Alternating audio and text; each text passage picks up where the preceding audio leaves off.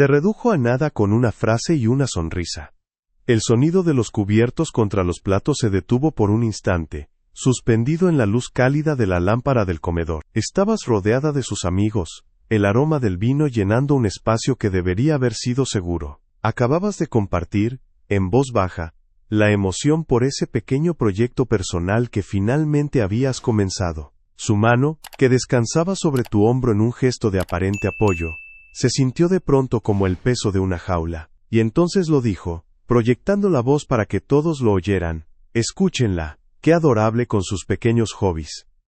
La risa general fue cortés, pero afilada. Sostuviste tu copa con demasiada fuerza, sintiendo el cristal frío contra tus dedos, mientras tus labios se estiraban en una mueca que imitaba la alegría para no arruinar la noche. Pero por dentro, un hielo se expandió desde tu estómago, una certeza helada de que tu valor acababa de ser subastado y vendido por el precio de una anécdota simpática. La máscara se ajustó a tu rostro por puro instinto, un mecanismo de defensa perfeccionado durante años. Sonreíste, asentiste. Porque ese es el guión que has memorizado, la coreografía de la complacencia que ejecutas sin pensar. Como susurró Jung, hasta que no hagas consciente lo inconsciente, el subconsciente dirigirá tu vida, y tú lo llamarás destino. Tu destino, hasta esta noche, ha sido encogerte para caber en los espacios que otros diseñan para ti, aplaudir tu propia anulación para mantener la paz. Pero esa paz es una farsa, un silencio poblado de los fantasmas de tus deseos no expresados. La humillación pública de esta cena no fue un rayo en un cielo sereno. Fue la consecuencia inevitable de 3 microseñales que decidiste ignorar durante meses, 3 pequeñas grietas que anunciaban el derrumbe. La primera fue una promesa rota, la segunda, una crítica velada, la tercera, un silencio castigador. ¿Has sentido alguna vez ese frío en el estómago, esa desconexión profunda contigo misma? Escribe tu ciudad o país abajo. Este momento no nació esta noche, tu vida entera ha sido un entrenamiento para él. Recuerda en el colegio, la ansiedad que sentías antes de entregar un trabajo, no por la nota, sino por el terror a la desaprobación del profesor. Eras la alumna perfecta, la amiga confiable, la hija que nunca causaba problemas. Aprendiste que tu valía no residía en tu esencia sino en tu utilidad para los demás. En tu primer trabajo, te convertiste en la que se quedaba hasta tarde, la que resolvía las crisis, mientras otros presentaban tus ideas en las reuniones importantes. Dijiste sí a todo, creyendo que el sacrificio era una insignia de honor, sin darte cuenta de que estabas cambiando tu soberanía por una palmadita en la espalda. Cada sí a los demás fue un no silencioso a ti misma, una pequeña traición que, sumada a miles de otras, construyó la celda en la que ahora habitas. Esa sonrisa tensa en la cena no es tuya, es el eco de todas las veces que elegiste la comodidad ajena sobre tu propia verdad.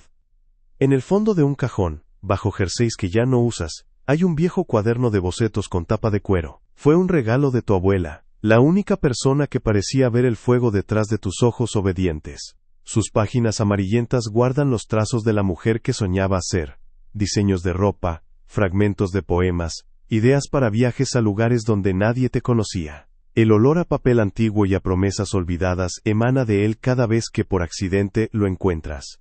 Ese cuaderno no es un simple objeto. Es un portal a tu identidad aplazada, un testamento polvoriento de tu verdadero self. Lleva años cerrado porque abrirlo duele. Duele porque te recuerda que antes de aprender a ser adorable, eras potente. Antes de buscar la aprobación, tenías una voz. Ese cuaderno contiene la arquitectura de tu imperio interior, abandonado por construir refugios para otros. Cada vez que lo ignoras, la capa de polvo se hace más gruesa, y la distancia entre quien eres y quien finges ser, se convierte en un abismo. La cena fue solo la culminación de un patrón, la factura de una larga deuda emocional. Piensa en el ascenso que conseguiste hace unos meses. Cuando llegaste a casa, radiante, para contárselo, él apenas levantó la vista de su teléfono porque había tenido un mal día. Tu logro se disolvió en su indiferencia. Recuerda la vez que intentaste poner un límite sobre las visitas inesperadas de su familia, y te acusó de ser antisocial, de no querer integrarte. La culpa te carcomió hasta que pediste perdón por tener una necesidad. O aquel cumpleaños tuyo que terminó centrado en consolarlo por una discusión trivial que tuvo en el trabajo. Pequeñas usurpaciones de tu espacio, de tu energía, de tu derecho a existir. La primera vez que le dijiste, no, a un plan importante para él, su respuesta fue un silencio gélido que duró 3 días, una tortura psicológica que te enseñó que tu autonomía tenía un precio demasiado alto. Y tú cediste. Esa sonrisa en la cena entonces, es el interés que sigues pagando por ese préstamo de paz que nunca te perteneció. Aprendiste el guión mucho antes de conocerlo. Fue en la cocina de tu infancia, con el aroma a guiso de tu madre llenando el aire y el sonido de la lluvia contra la ventana. Tenías 8 años y habías llegado del colegio con los ojos brillantes, ansiosa por contar que te habían elegido capitana del equipo de debate. Tu madre, mientras cortaba verduras con un ritmo metódico, ni siquiera levantó la vista. Eso está muy bien, mi amor, pero no hables tan alto, que vas a despertar a tu padre de la siesta. La frase, dicha sin malicia, fue tu primera lección. La alegría de una mujer debe ser silenciosa para no incomodar la paz de un hombre. Ese día aprendiste a modular tu voz, a encoger tu entusiasmo, a medir tu éxito en función del espacio emocional que no ocupaba. Te convertiste en una experta en leer el ambiente, en anticipar las necesidades ajenas antes que las tuyas, porque el mito familiar susurrado en cada gesto era claro. Las mujeres buenas no causan problemas, son el refugio, no la tormenta. Esa lección se convirtió en tu estrategia de supervivencia. En el instituto, el perfeccionismo fue tu armadura. Cada trabajo entregado era impecable, cada apunte, una obra de caligrafía. No lo hacías por amor al conocimiento, sino por terror a la crítica.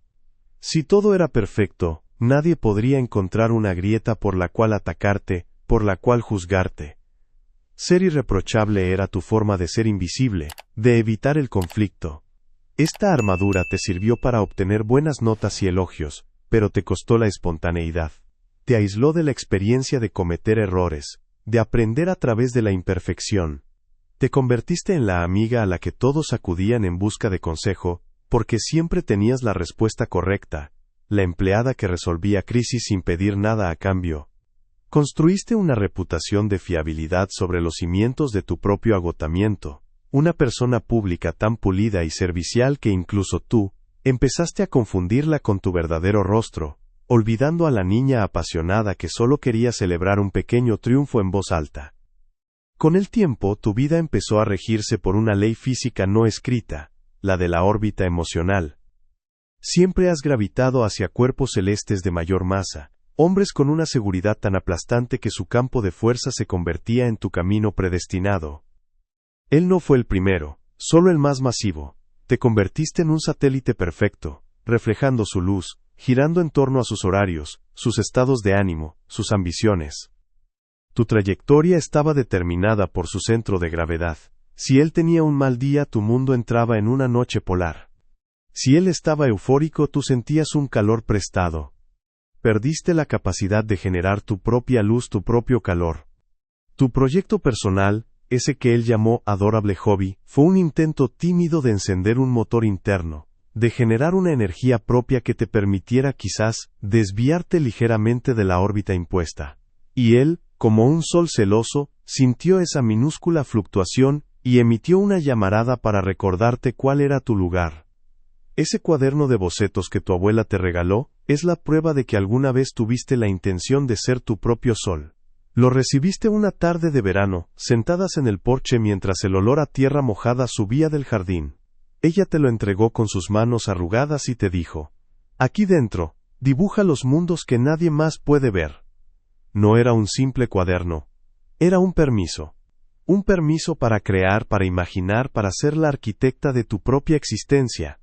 Las primeras páginas están llenas de vestidos imposibles, de casas en árboles, de mapas a islas inventadas. Son los planos de tu imperio interior, trazados con la audacia de una niña que aún no había aprendido a pedir disculpas por existir. Pero a medida que la fuerza gravitacional de otros soles te fue atrayendo, el cuaderno se fue cerrando. Cada vez que elegiste su órbita sobre tu propio universo, una capa de polvo se asentó sobre esa tapa de cuero. El silencio de un mundo abandonado. Esta dinámica orbital no es un accidente. Es un patrón perfeccionado. Piensa en tu primera relación seria. ¿Cómo dejaste de ver a tus amigos de la universidad porque a él no le caían bien? Tu mundo social se encogió para ajustarse al suyo. O en aquel jefe que te convenció de que tu idea brillante para un proyecto era en realidad una colaboración, y luego se llevó todo el crédito en la presentación. Aceptaste la injusticia porque el conflicto te parecía más peligroso que la anulación. Has confundido el sacrificio con el amor y la complacencia con la paz. Cada una de estas concesiones fue un acto de fe en una creencia tóxica. Que tu valor dependía de tu capacidad para ser útil y agradable en la órbita de otro. Te has vuelto tan buena en esto que ni siquiera te das cuenta de que lo haces. Es un baile que ejecutas con una gracia inconsciente, una coreografía de autotraición que todos aplauden como si fuera virtud. Si has reconocido este patrón en tu vida, dale a me gusta, para sellar esta toma de conciencia. El coste de mantener estas órbitas es inmenso. Te obliga a vivir en un estado de disociación, donde la mujer que presentas al mundo y la que grita en tu interior son dos extrañas que no se reconocen.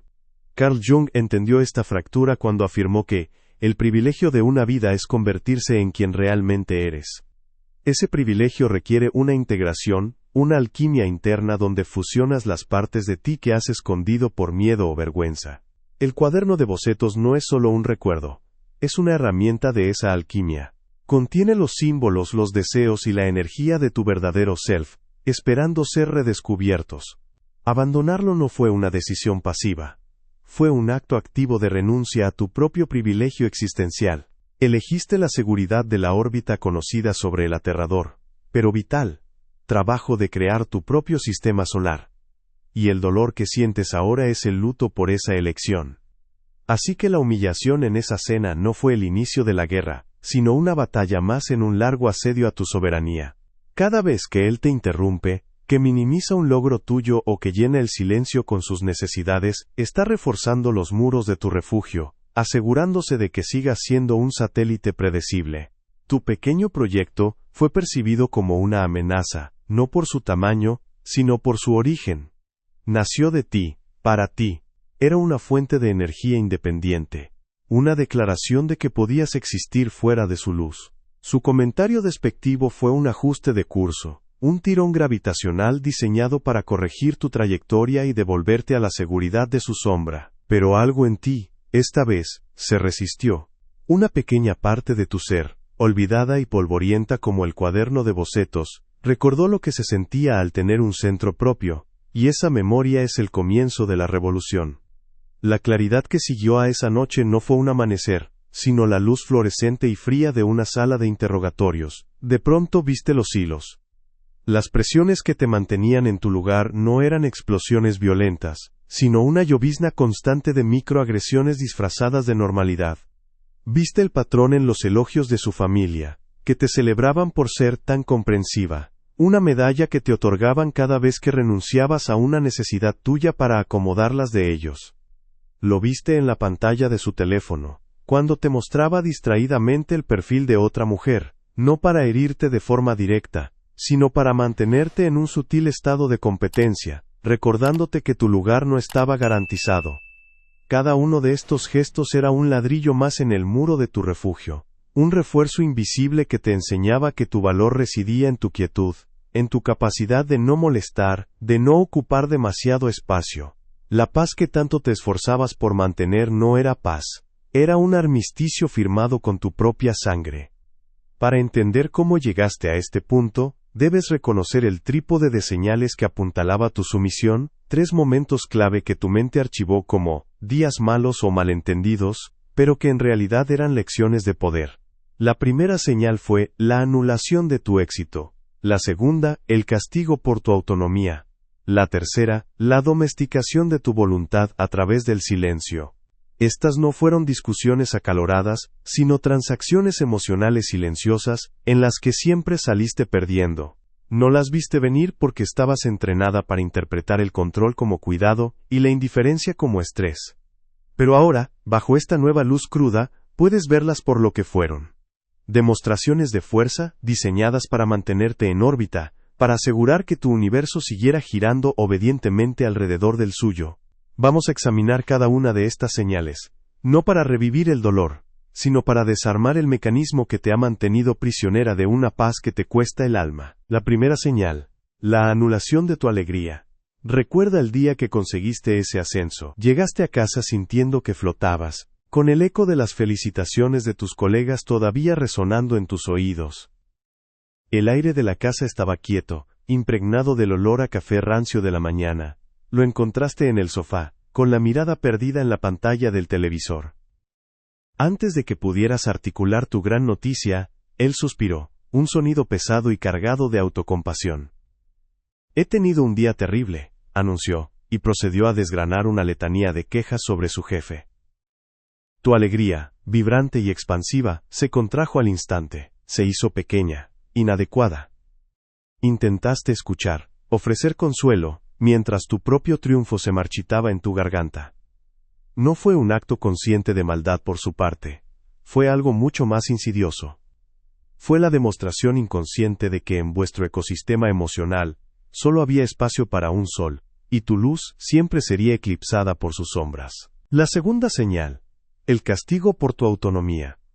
Sucedió un domingo por la tarde, cuando el sol entraba a raudales por la ventana, iluminando las motas de polvo en el aire. Con una calma que te costó reunir, le dijiste que preferirías que sus padres avisaran antes de aparecer en casa, que a veces necesitabas tu espacio para recargar energías. No gritó, no discutió, simplemente te miró con una decepción tan profunda y teatral que sentiste una punzada de culpa instantánea. ¿No te das cuenta de que solo quieren formar parte de nuestras vidas?, dijo con un tono herido.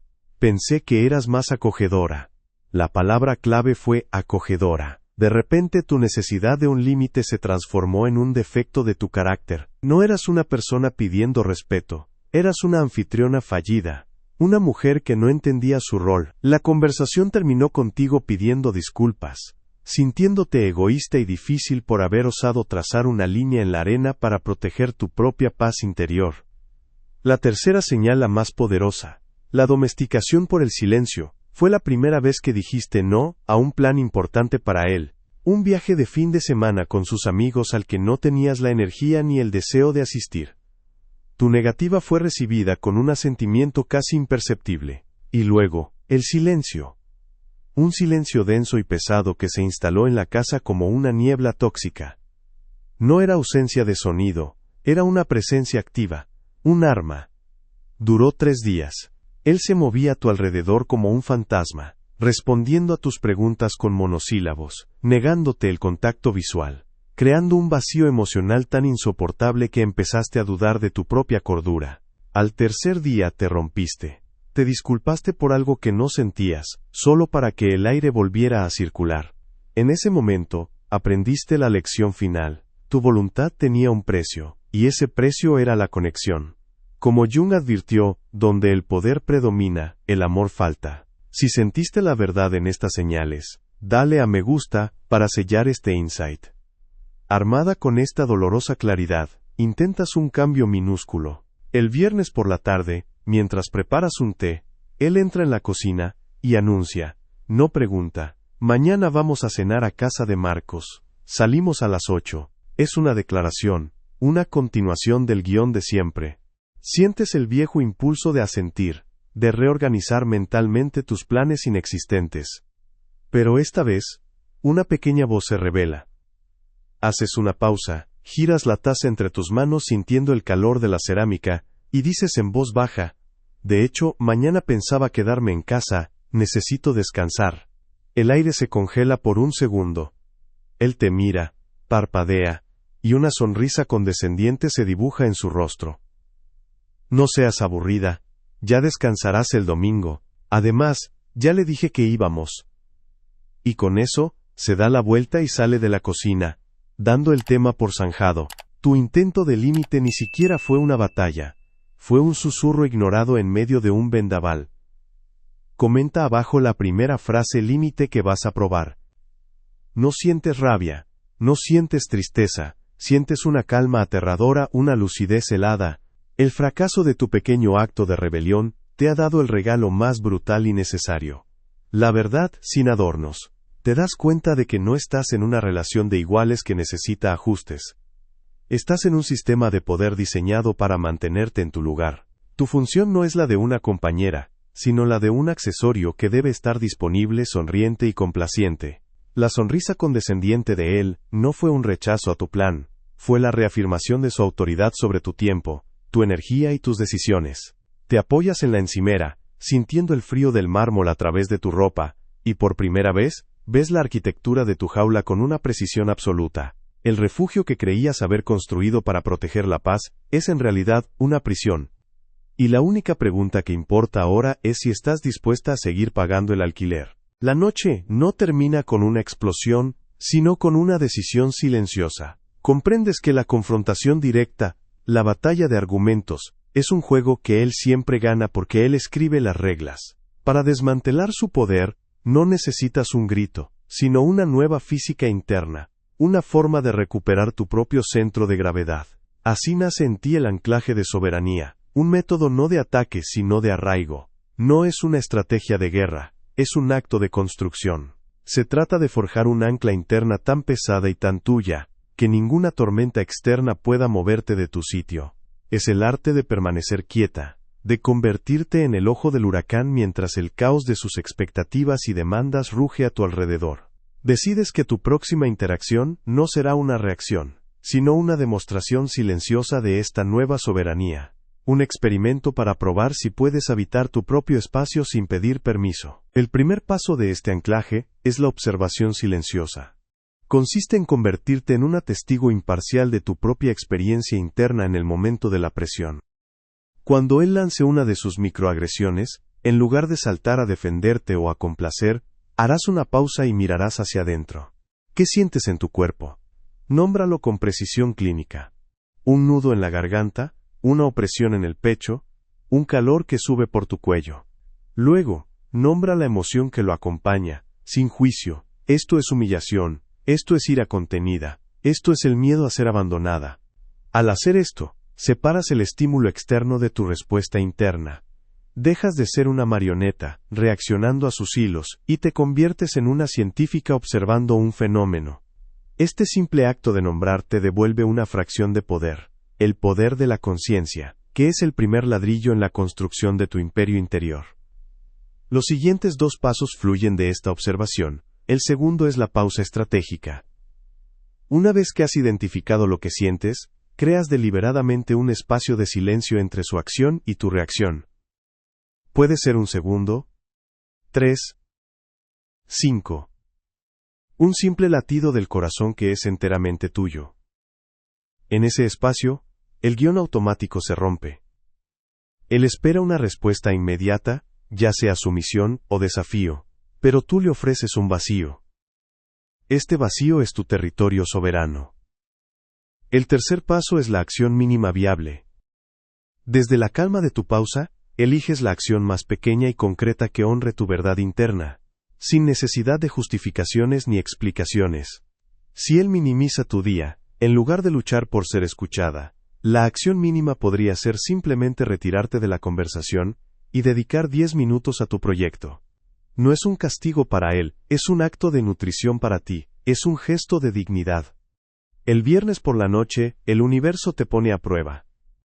Oyes sus llaves en la cerradura, un sonido que antes te provocaba una tensión anticipatoria.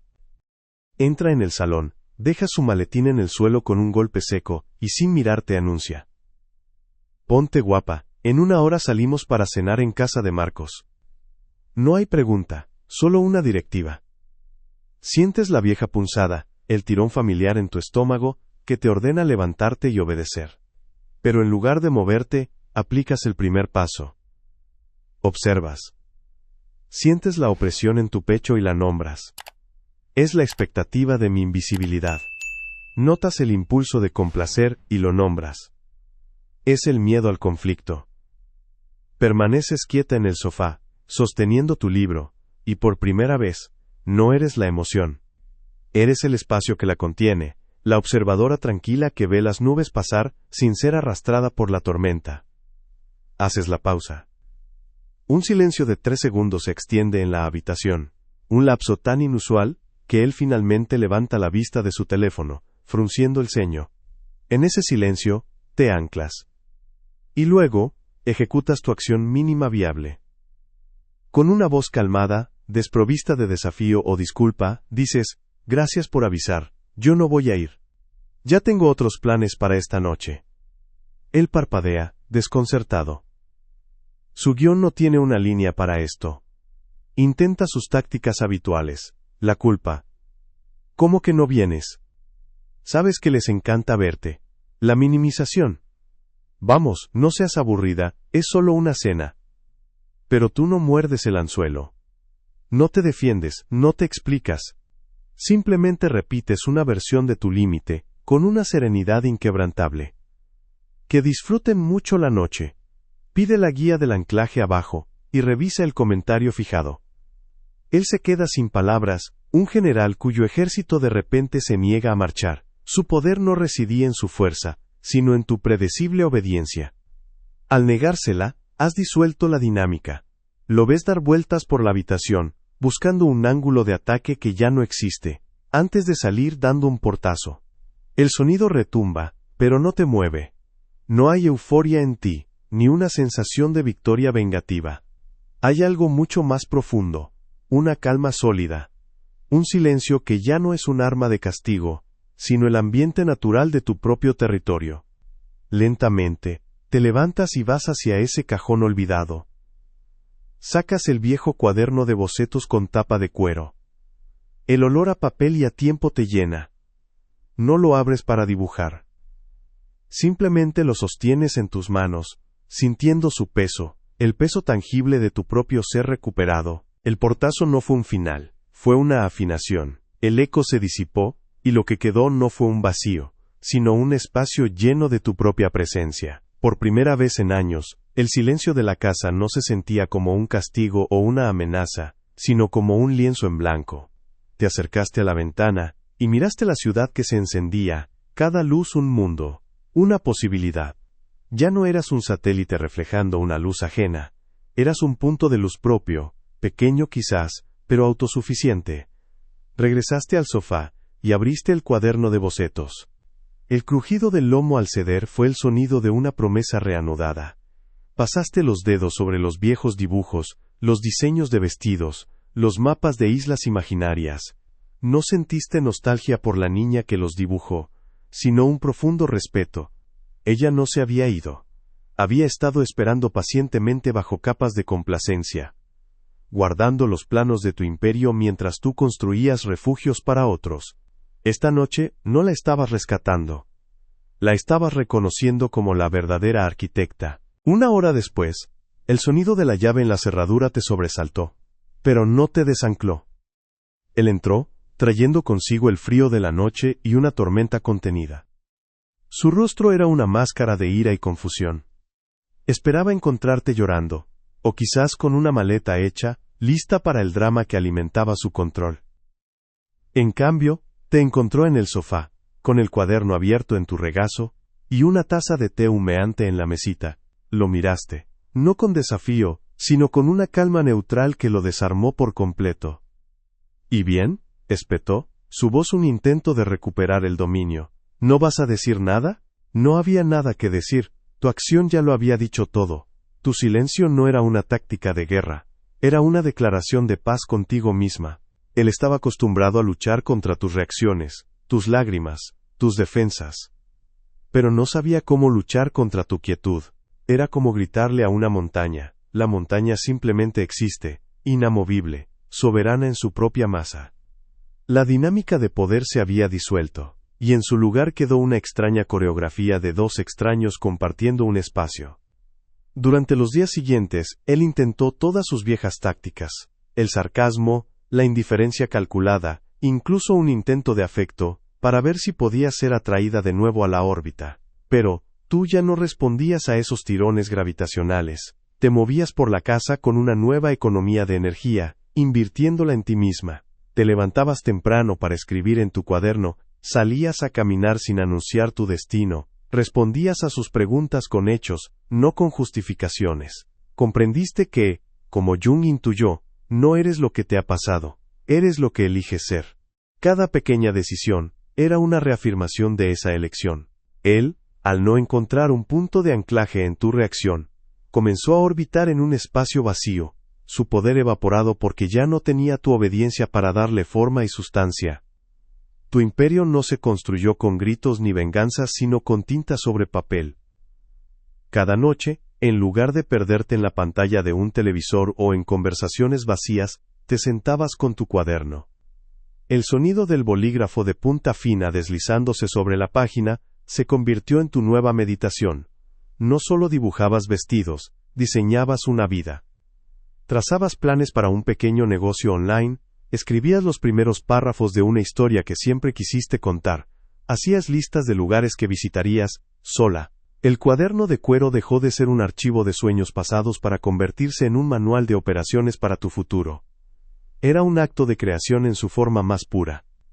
Estabas reclamando los territorios de tu mente y tu alma, uno por uno, fortificando tus fronteras internas no con muros, sino con la belleza y la fuerza de tu propia imaginación puesta en acción. El refugio se estaba transformando ladrillo a ladrillo en una fortaleza de la que tú eras la única soberana. La resolución final no es una puerta que se cierra, sino un horizonte que se abre. Estás sentada en el balcón, sintiendo la brisa fresca de la mañana. Sostienes una taza de café caliente entre las manos, observando cómo la ciudad despierta. El aire huele a asfalto húmedo, y a la promesa de un día que te pertenece por completo. Tu respiración es lenta y profunda, un ritmo constante que marca tu propio tiempo. Ya no esperas permiso, ya no mides tu valor por la aprobación de nadie. Has aprendido que la verdadera soberanía es silenciosa. Se vive en los pequeños gestos de lealtad a una misma. El camino que tienes por delante es incierto, pero por primera vez, no te asusta, porque caminas sobre tu propio suelo, guiada por tu propia luz. Hay un silencio que es territorio, y tú has aprendido a habitarlo. Comenta abajo la frase que te llevas hoy. Hay un silencio que es territorio.